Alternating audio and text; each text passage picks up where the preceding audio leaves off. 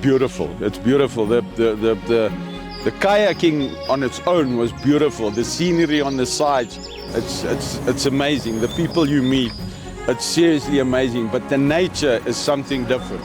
The Barbie Lake is something everybody needs to experience. So yeah, it's something out of this world. It's genuine, beautiful.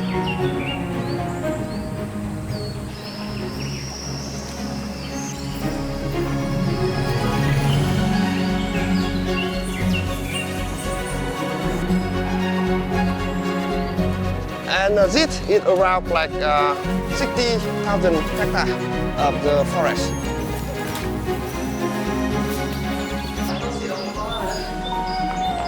This area we are in the limestone area. So on the in the limestone area we have many different types of the metal, mangan, silicate, gold.